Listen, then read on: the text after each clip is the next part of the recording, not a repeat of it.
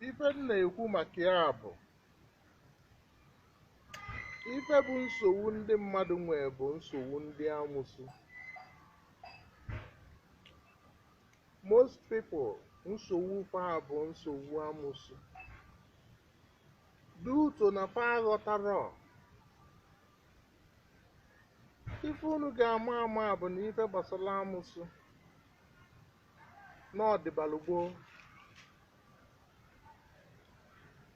ndị ọcha na-akpọ ya witchcraft is one of the oldest religion na universe na this planet Earth. Na ife dị ya bụ na anya bụ amasị bụ amụsụ ka different people na-asọba and ndị mmadụ achọpụtabeghị the solution fa ga-esi wee na-awụchapụ onwe fa n'ihe gbasara otu amụsụ. Ifụla akụkọ a nji n'aka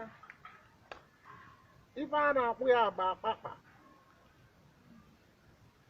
Akụkọ a nwa bụ akpakpa ka a na-akpụ ya. Ọ akụkọ a ka eji awụchapụ otu amụsụ niile. Ị na-eyi ụzọ akụkọ a wee na-awụ arụ, o nwere amụsụ ọbụla bụ ajọ amụsụ ga-eni ya gị.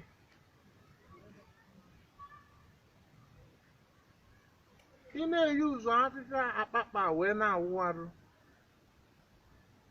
ma ọ na iwere edebe n'ụlọ be gị, amụsụ pụta ọcha,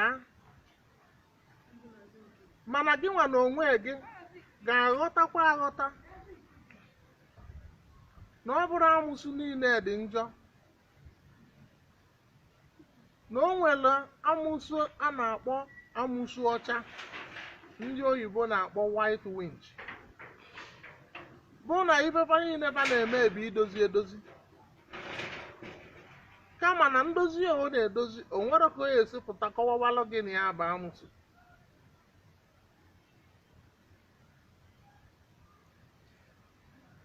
Onye akọwaralụ gị sị gị na ya bụkwa amụsụ, kama na ị ya afụ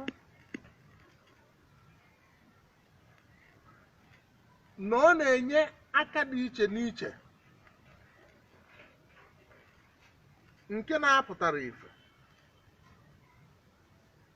Ife o ji ya pụtara ife bụ na ọ na-aga onye pụta ọ chọọ ka ya mee ife ka ị malụ na ya meelụ gị ife echi niile ka ị bịa na-ekene ya.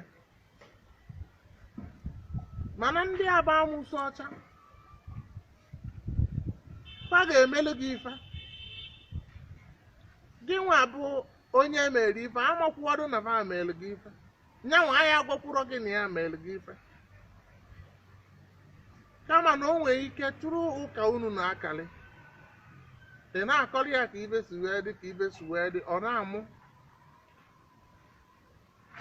Mana ihe amara mfati na ife anyị na-ekwu na nke a meelụ gị nke a meelụ gị n'oso na ekpele onye mee ya bụ ife.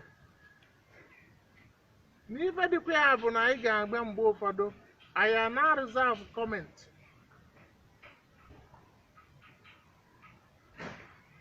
enwere amụsụ ojii ma nke mmemme ndị bụ na fa bụrụ ana na fa eso abago ya nya bụ otu.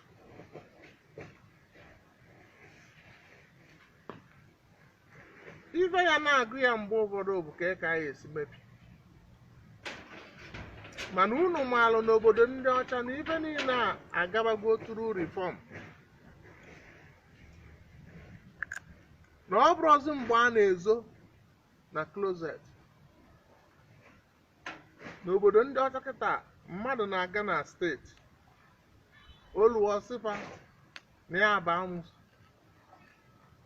taksị ọ na-akwụ a na-aga to steeti, asị ka ekapa ga-esi wee na-akọntributu n'ife a na-eme ka obodo wee dị mma. fesolu wee na-ewepụta ma ọgwụ niile nwanne a na-eyuzu ma akwụkwọ niile a na-eyuzu ma ihe bụ n'ibe ibe eji eme tablet anyị na-aṅụ ma sayensị ma ibe nchọpụta niile, mana bikos na ndị be anyị ụfọdụ ka zoro ezo, bugodu ma ndị nke na-eme ezigbo ibe ma ndị nke na-eme ajọ ibe, pancha niile na ọdụ ka ya sị na vaazụ sụla ezo. Okwu m bụ ndị mmadụ atụfuzi na ego si na ị na-eje ka ije gwọọ nke a ma ka ije mee nke a ma ka ije bute ike. O nwere onye na-ekere ka ọ bụrụ staa.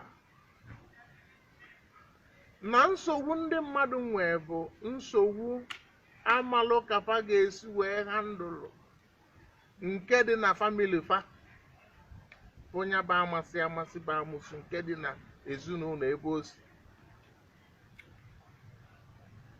Unu afụgo akwụkwọ a ọ bụgodu na ije na be mmadụ ọsị gị weta 1 million ka ya wee meelụ gị ife akwụkwọ a dị n'ife niile ọ kwakọsịrị na-alụ ya bụ ife ọlụlụ gị. N'ọnya nwa ka m si ka m wepụta sikriti a bikọs na ndị mmadụ atagwa afụfụ,